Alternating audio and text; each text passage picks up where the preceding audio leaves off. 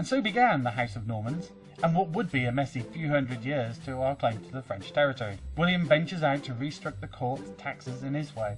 Completely OCD, he ordered his men to record everything in the country in the Doomsday Book, the first census of its kind. The North was still as rebellious as ever and wouldn't accept William as king. William's reply was, just kill them all.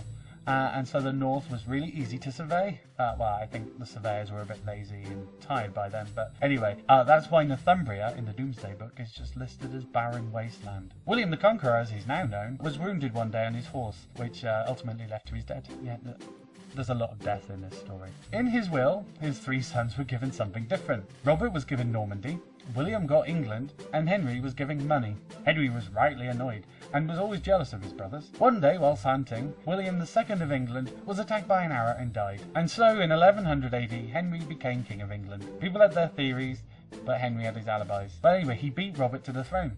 He married Matilda of Scotland, niece of Edgar II, as an attempt to patch connections with Scotland. In 1106 AD, he fought his brother over Norman territories in France, claiming they belonged to the English throne. The brothers fought like brothers do, you know, with nipple twisters and nuggies, and Henry won the dukedom of Normandy. Many years later, in 1035 AD, Henry ate too much lamprey and fell ill and died, which is what happens when you eat too many eels.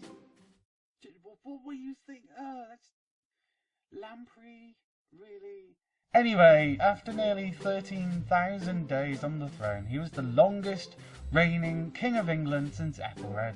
The English court was torn between who would get the crown. Whilst Matilda, Henry I's daughter, should really be queen, she wasn't very popular and too busy mingling with the Plantagenet in the Holy Roman Empire court. They then turned to William I's unheard of daughter, Adela, who was dead. But her son was very much alive. In 1135, he was crowned Stephen I, King of England of the House of Blois, effectively ending the House of Normandy. However, by 1141 AD, Matilda had built up enough support in England to claim the throne back, and so a civil war broke out. At first it looked like a victory for Matilda, having captured Stephen and seized the crown, becoming Lady of the English. She never got coronated. Sadly, her rule was very much Angelica Pickles of her day. That's the way the Holy Roman Empire does it. And she didn't really listen to her barons. She became more unpopular, and Stephen was helped to escape. And by 1153 AD, Civil War Part 2 broke out and Stephen became king again. Matilda, stubborn in her ways, attempted a compromise. She promised to give up her claim so long as her descendants could claim instead. So Stephen reluctantly agreed, and in 1154 AD, Stephen suffered a fatal stomach illness and the crown was passed to Matilda's son, Henry.